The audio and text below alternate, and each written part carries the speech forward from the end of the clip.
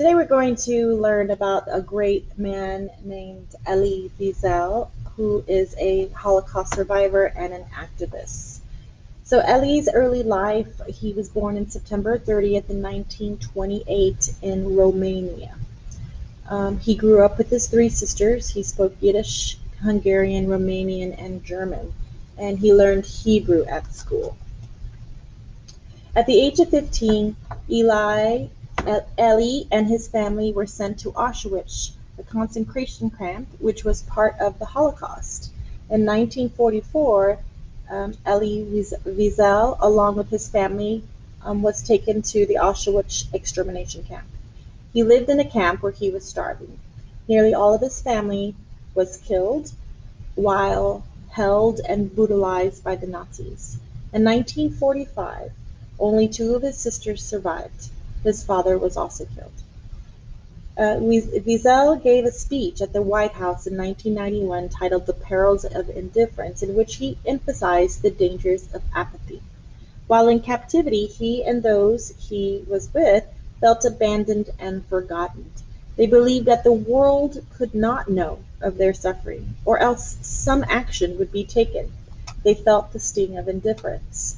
And here are some two quotes that he says: not to respond to their plight, not to relieve their solitude by offering them a spark of hope, is to exile them from human memory. And in denying their humanity, we betray our own. The opposite of love is not hate, it's indifference.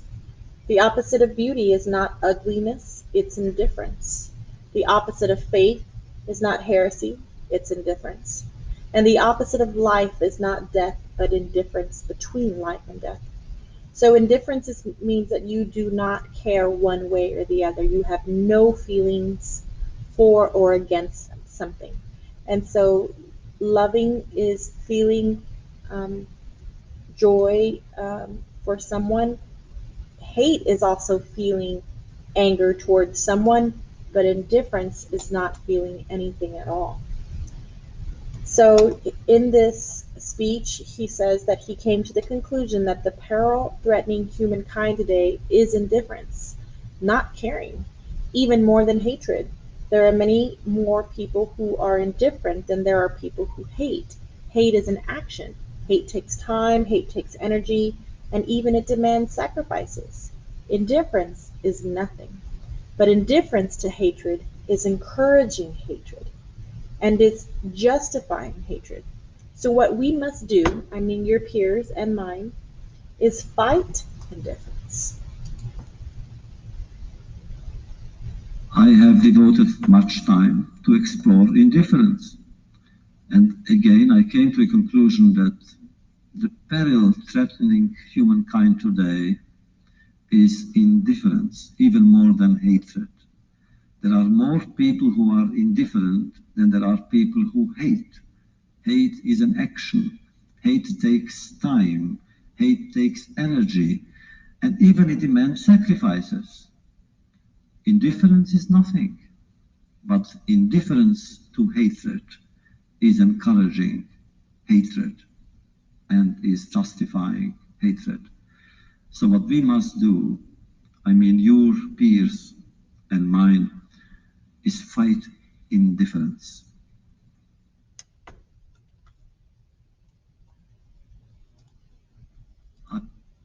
So after the war, Elie lived in an orphanage for a while.